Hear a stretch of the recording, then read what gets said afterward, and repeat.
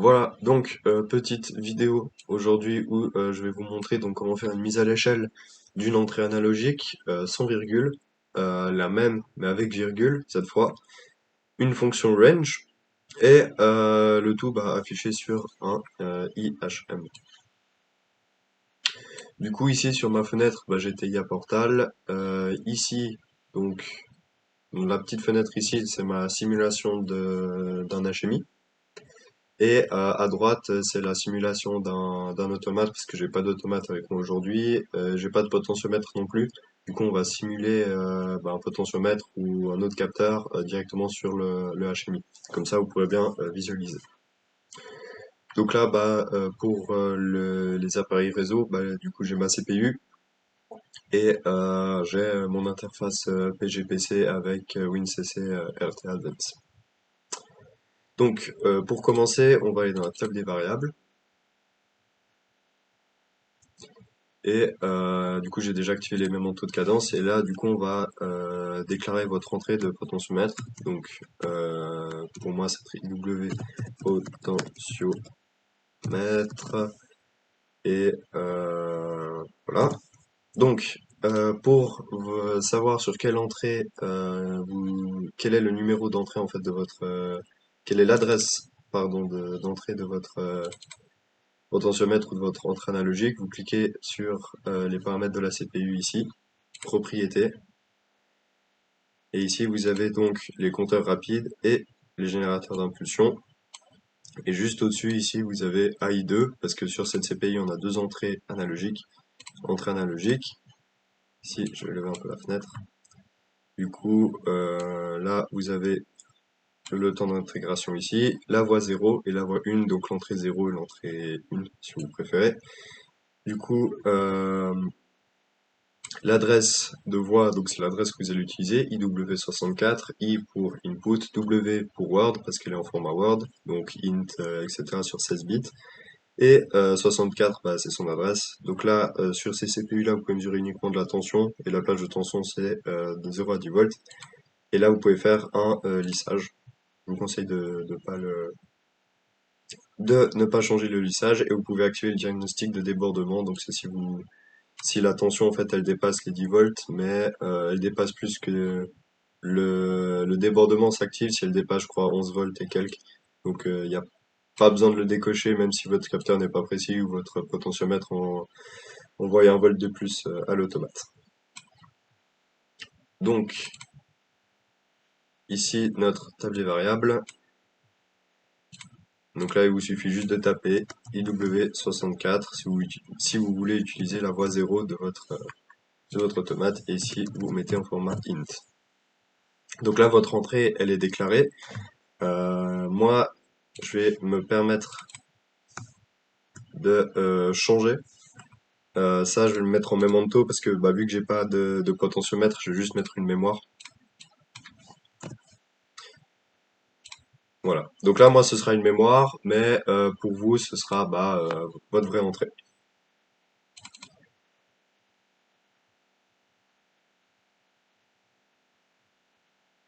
Ensuite, vous avez donc votre main. Donc nous, on va créer un bloc de fonction parce qu'on va quand même faire les choses bien. Donc bloc de fonction. En logigramme, c'est juste. Et du coup, là, vous pouvez mettre prog ou mise à l'échelle, comme vous le souhaitez. Ensuite, vous créez une database où vous allez venir stocker vos données. Moi, si je peux vous donner un petit conseil, c'est que la database, en fait, je la nomme la database du bloc de fonction, je la nomme exactement de la même manière, je rajoute juste db devant.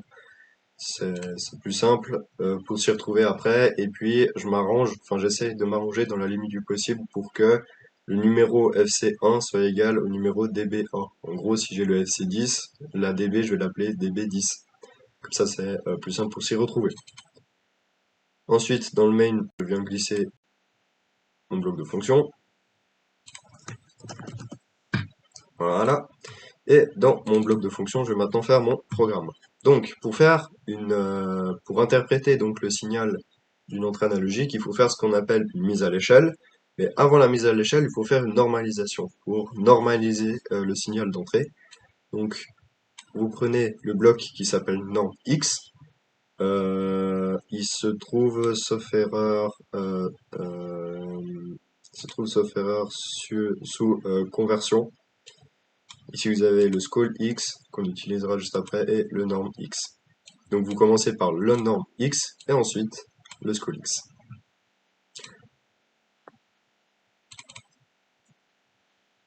Donc là, j'ai mis la table des, j'ai mis donc notre DB à côté. Donc la value ici du norme X, on va mettre notre entrée qu'on veut traiter, donc W pour tensiomètre. Et là, vous voyez, vous avez minimum, maximum, out. Alors là, vous pouvez écrire dans votre DB, par exemple, norme, enfin, potentiomètre, que vous mettez en struct, vous faites une structure, et du coup, là, vous pouvez mettre norme min, norme max, norme out, et ensuite, on va déjà mettre scale min, scale max. Et ensuite, on peut mettre même valeur fixe. Non, pas valeur fixe, on va mettre valeur 7. Ou après, on pourra directement, si c'est un potentiomètre, imaginons c'est un capteur de température en degrés. Ouais, non, on va laisser le potentiomètre, on va mettre volt, enfin, on va mettre tension potentiomètre. Comme ça, on va pouvoir savoir la tension en fait dans le potentiomètre. Donc, si on a du 0, du 1, du 2, du 3, du 4, du 5, du 6, du 7, du 8, du 9 ou du 10 volts. Ensuite, du coup, bah, vous pouvez simplement venir glisser vos valeurs ici. Voilà.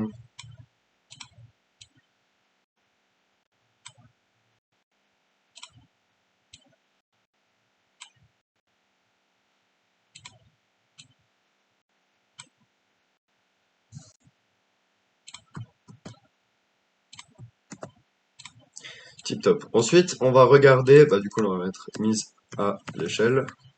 Maintenant, on va regarder en fait le format qu'on va apporter aux variables. Donc, le format, c'est le type de données. Donc, le norme minimum, là, notre entrée, elle est en format int. Donc, le norme minimum, il faut qu'on le mette en format int. Pareil pour le max, format int. Le norm out, par contre, il faudra faire attention car on peut le ressortir uniquement en real ou en lreal. Nous, on n'aura que des valeurs positives, donc on va choisir le real. Donc le norm out, il faut le mettre en real. Pour le scolix, maintenant, il faut ici choisir qu'on a du real. Pardon. Tac. Et on va ressortir en int parce qu'on veut des valeurs de 0 à 10, donc de 0 volts à 10 volts par exemple. C'est le but d'une mise à l'échelle, c'est donc de recréer notre unité. Et du coup, bah, le scale min, vous pouvez le mettre en int. Le scale max en int et notre sortie potentiomètre en int. Vous voyez que maintenant, on n'a plus d'erreur. C'est tip top. Maintenant, il faut savoir que, là je vais vous afficher un petit tableau maintenant. C'est que toutes les valeurs, tous les formats de valeurs ou de types de données ont des valeurs minimum et des valeurs maximum. Il y en a certaines qui ont des virgules, certaines qui n'ont pas de virgule, certaines qui peuvent être négatives, certaines qui peuvent être que positives. Nous, le int, on peut aller de moins 32 767 à plus 32 767. Donc, nous, on reçoit un signal dans l'automate qui est de 0 à 10 volts, et on veut que le 0 corresponde à 0 volts et que le 32 767 correspond à 10 pour 10 volts. Donc, avec le norme X, on va déjà définir qu'est-ce qu'on reçoit dans notre entrée, le maximum et le minimum. Donc, le norme min, c'est 0. Le norme max, on a 32 767. Le norme out, on ne change pas parce que c'est une sortie. Et ensuite, dans le school X, donc, ça va être notre valeur qu'on veut mettre à l'échelle. Donc, à quoi va correspondre ce 0 et à quoi va correspondre ce 32 767. Donc, nous, on voulait un signal entre 0 et 10 volts. Si on voulait le faire en pourcent, on peut mettre en pourcent. Si on a un capteur de température qui donne une température de moins 30 à 50 degrés, ici, vous pouvez écrire moins 30 et ici 60. Pour moins 30 degrés à 60 degrés, le 0 correspondra à moins 30 et le 60 correspondra au maximum du capteur, soit 32 767. Et nous, on va rester avec notre signal entre 0 et 10 volts. Donc ensuite que ça a été créé, on va pouvoir le tester. Voilà, donc après avoir chargé le programme donc dans mon automate virtuel, j'ai aussi rajouté du coup ce que vous pouvez avoir donc dans votre sur votre HMI, tel un bar graphe où moi je vais pouvoir régler du coup la simuler en fait la valeur que je vais recevoir de mon entrée. Donc cette mémoire de mon bar graphe c'est en fait la mémoire d'entrée. Donc la IW64, ici, pardon, ici, c'est mon entrée. Et ici, c'est mon signal après le norm et le school X. Donc après notre mise à l'échelle. Donc là, petite démonstration, quand je vais élever le bar graphe, vous voyez que je vais avoir 1 volt, 2 volts, 3 volts, 4 volts, jusqu'au maximum, donc 32 767, on a 10 volts pile. Donc à la moitié, j'ai 5 volts. Maintenant, si on regarde ce qui se passe dans TIA Portal avec la liaison en ligne,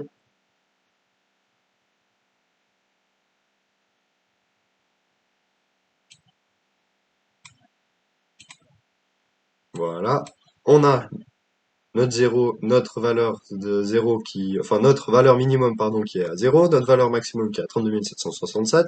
Là, c'est le bar graphe, donc vous voyez que si j'augmente ou je diminue, la valeur change. Ici, c'est notre signal, enfin notre valeur pardon après la normalisation. Et en dessous, du coup, le school X, donc on a bien notre minimum qui est de 0 volts, notre maximum qui est de 10 volts. Donc quand je dis volt, c'est complètement fictif. TIA Portal, il sait pas qu'on est en volt, on s'en fout. Enfin, lui, il s'en fout, nous, un peu moins. Et ici, notre valeur, donc qui est reprise de la normalisation. Et on va faire donc notre mise à l'échelle. Et ici, notre tension potentiomètre qui a été normalisée et mise à l'échelle. Donc, par exemple, là, on l'a fait en volts. Maintenant, si on a un capteur de poids, par exemple, qui doit donc mesurer un poids qui se situe entre 0 et 50 kg, donc on met 50 ici. On recharge la table, donc la database dans l'automate.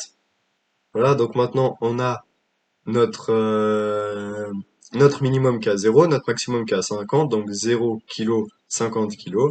Et maintenant, quand je vais faire aller mon bar graphe, vous allez voir que quand je vais arriver à 32 767, on aura 50 volts. Bon là, c'est 50 kg. On va tout de suite aller le changer, comme ça, ce sera plus propre. Ah, et après, on travaillera uniquement avec cet exemple-là. Représentation, donc au lieu de volts, kilo. Voilà. On recharge la simulation.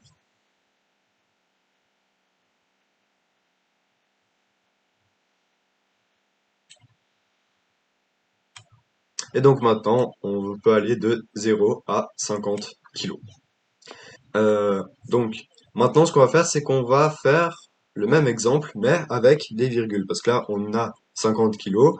Vous voyez que quand je descends, on n'est pas hyper précis. Parce qu'on n'a pas de virgule tout simplement. Alors je vais enlever la liaison en ligne pour que l'ordinateur soit un peu plus rapide. Je vais afficher de l'autre côté ma database. Donc maintenant, au lieu de mettre la valeur, donc la tension potentiomètre, sous le format int, on va le mettre en format real. Donc là, on aura des valeurs avec une virgule. Mais il faut aussi qu'on change notre minimum et notre maximum, qu'on mette aussi en format real pour éviter qu'il nous fasse une conversion implicite, comme il nous explique, bah, ça c'est pas top. Donc le 0 deviendra 0.0, le 50, 50.0. Ici, vous changez en real et on est tout bon. Maintenant, je vais donc aller dans ma vue IHM. Je vais sélectionner mon affichage. On va aller sur le kilo. Et du coup, là, on est toujours en décimale. Du coup, là, vous voyez, il a bien fait la conversion. Donc, il a bien été recherché l'information qu'on n'est plus en int, mais on est en real. Et du coup, ici, vous allez pouvoir choisir quel type de valeur vous souhaitez afficher et combien de chiffres vous voulez afficher. Du coup, nous, on va afficher, on va se mettre 99,99. Donc, voici ce qu'on pourra afficher, donc deux chiffres après la virgule. Parfait. Du coup, on charge ça dans l'automate et dans notre HMI. Excusez-moi.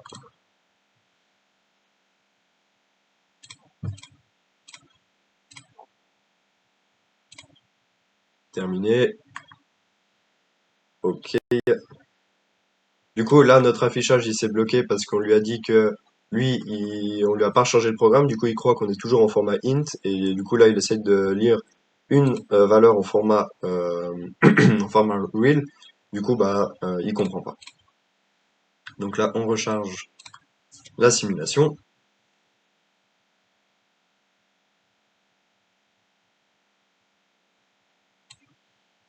Voilà. Et du coup, vous voyez que quand je suis à 0, on a 0,00 kg. Quand je suis au maximum, on a 50,00 kg. Et plus je descends, plus je bouge en fait, plus on est précis, tout simplement. Alors après, vous pouvez rajouter plus de 0, vous pouvez rajouter moins de 0, vous pouvez faire ça à votre guise. Après, moi, ce que je vous conseille, c'est de faire quelque chose qui n'est pas trop précis non plus, uniquement pour l'affichage. Donc pour les calculs, vous pouvez utiliser la valeur hyper précise. Pour l'affichage, c'est mieux d'utiliser la valeur un peu moins précise. Et puis, si vous allez dans la table des variables IHM, ici, vous pouvez régler le cycle d'acquisition. Du coup, en général, on met sur 100 millisecondes parce que c'est la plus rapide. Moi, ce que je vous conseille dans ces cas-là, c'est de mettre toutes les 1 seconde. Il va rafraîchir. Sinon, vous allez voir que, bah, en fait, les valeurs, ça va faire comme ça, regardez. Alors moi, je peux pas être assez précis, mais en gros, ça va faire comme ça. Ça va toujours varier un petit peu. Et du coup, ça va tout le temps changer, tandis que si on est à 1 seconde, mais un petit peu moins, ça aussi un petit peu moins et c'est beaucoup plus lisible. Du coup, moi, je vais mettre ici 1 seconde. Comme ça, on se met bien. Donc, voici l'affichage avec les virgules. Maintenant, on va voir la fonction range. Donc, en gros, on va définir un maximum et un minimum. Notre valeur actuelle qui sera ici. Et si la valeur elle est entre la valeur maximum et minimum, on affiche un témoin vert. Et si la valeur elle est au-delà, enfin si elle est supérieure, on affiche un rond bleu. Et si elle est inférieure, on affiche un rond rouge. C'est ce que je vous propose comme petit exemple. Donc, je vais juste réorganiser mon affichage. Où là on a la valeur actuelle, toujours avec les virgules. Là on aura le maximum. Là on aura le minimum. Là on aura le premier témoin. le deuxième témoin, le troisième témoin, ça on va centrer ça sur le max pour que ce soit plus joli. Tac, ensuite on va tous les aligner ici, c'est tip top. Donc là on aura notre valeur maximum, notre valeur actuelle et notre valeur minimum. On peut même écrire ici valeur maximum.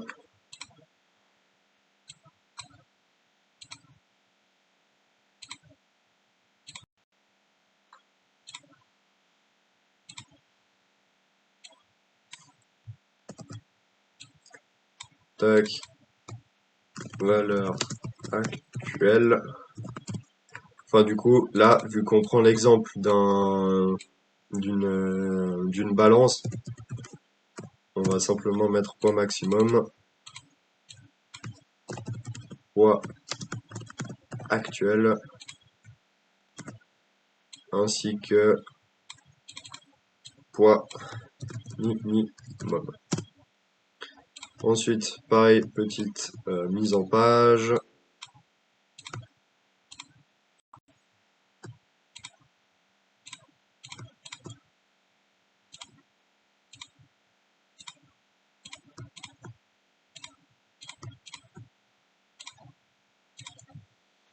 Voilà. Ensuite, du coup, là, on a notre poids actuel. Là, ce sera si on sera dans la tolérance, là, au-delà de la tolérance, là, en dessous de la tolérance. Donc, on va, maintenant qu'on a fait donc tout ce qui est graphique, on va aller dans notre database, on va ranger donc potentiomètre, et là, on va mettre range. Du coup, là, on va mettre valeur max, enfin, du coup, poids max, poids min, et là, on va mettre poids supérieur, poids inférieur, et puis poids OK. Et tout ça, on va mettre en format real, donc on va garder le format en fait avec les virgules.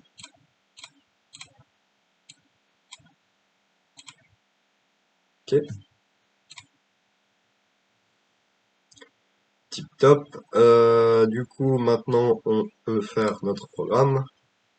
Enfin non, on peut déjà actualiser plutôt la table des variables de notre IHM. Voilà. Du coup, on peut aussi faire comme ça. Ça, c'est un petit glitch. Pour gagner du temps, vous prenez et vous pouvez glisser ça directement ici.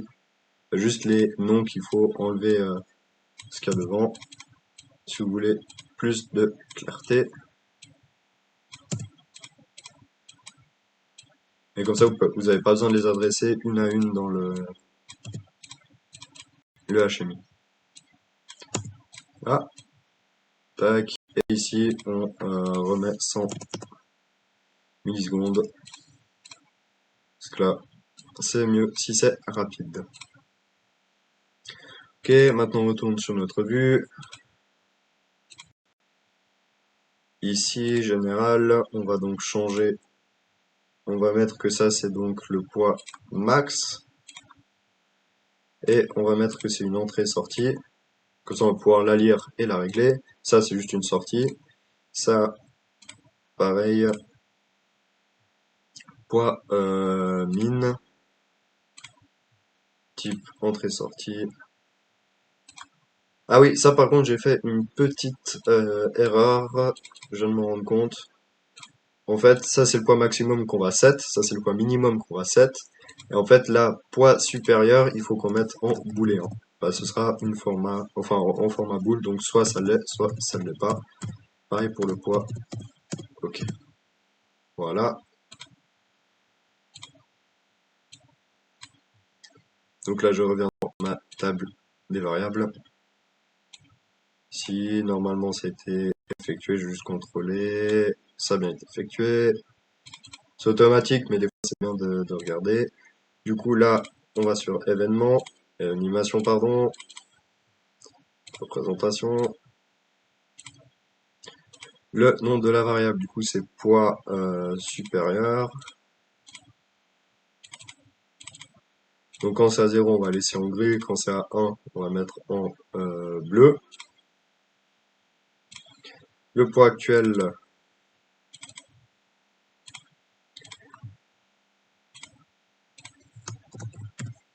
poids OK. Quand c'est à 1, on va mettre en vert. Et ici, présentation, poids inférieur. Et le 1, on va aussi le mettre en jaune. Tac. Ensuite, dans notre programme, ce qui nous intéresse le plus au final, donc pour faire le range, vous avez ici, dans les instructions, vous avez tout ce qui est la comparaison. Et du coup, là, vous pouvez utiliser donc ces blocs de comparaison, et vous pouvez faire in range ou out range. Du coup, nous, on va prendre le bloc in range. Alors, c'est vraiment tout con, vous allez voir. Du coup, là, on a notre valeur du potentiomètre. Donc, tension potentiomètre, on va mettre plutôt poids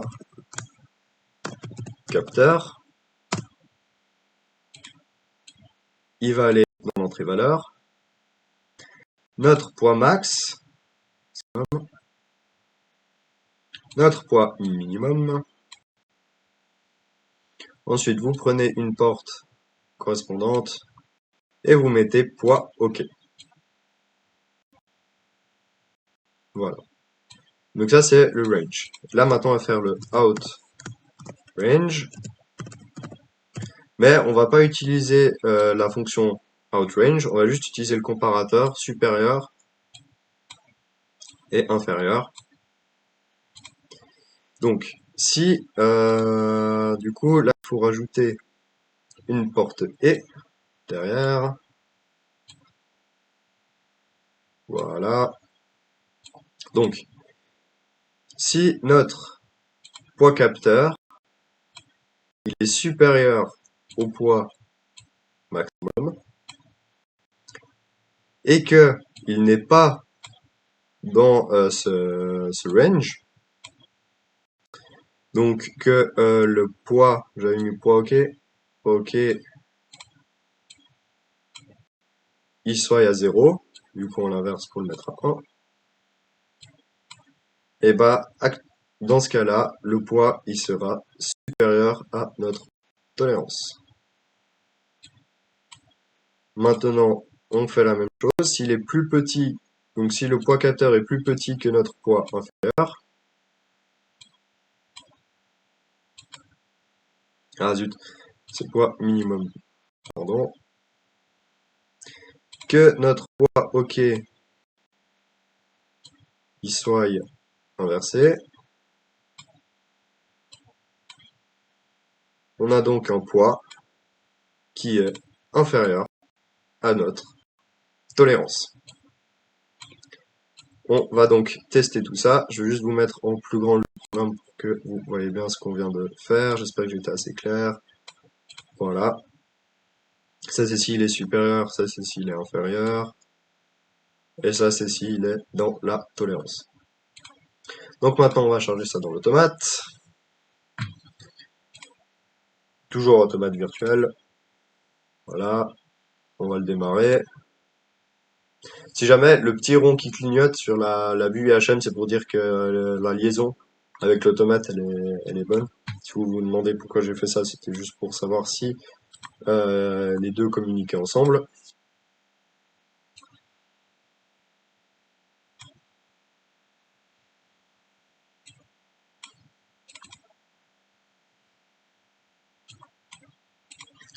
Voilà, donc après avoir résolu un petit souci que j'avais eu, je m'étais trompé de bouton. Donc là, on a notre fenêtre. Donc là, on voit que le poids actuel est bon, mais on est à 0 partout. Donc là, le poids maximum, on va dire que c'est 21 kg. Le poids minimum, c'est 19 kilos. Donc en gros, on veut avoir 20 kilos pile, mais on a 1 kilo de tolérance. Donc là, on voit que le poids est trop petit. Du coup, là, j'augmente. Vous voyez, maintenant, c'est plus long. Là, on est à 20,76. Le poids actuel est toujours bon parce qu'on est en dessous de la tolérance. Et si j'augmente, là, on est à 22,8. On peut voir que le poids est trop élevé. Donc là, si j'augmente, on va mettre 46,2. Et ici, 44,56. On va augmenter jusqu'à... Donc là, on se rapproche. Tac. Hop, on les a passés et après, on va les redépasser. Voilà. Donc, bah, c'est tout pour ce petit exemple. Euh, Si vous avez des questions, n'hésitez pas à me les poser en commentaire ou je ne sais où. Et puis bah à la prochaine.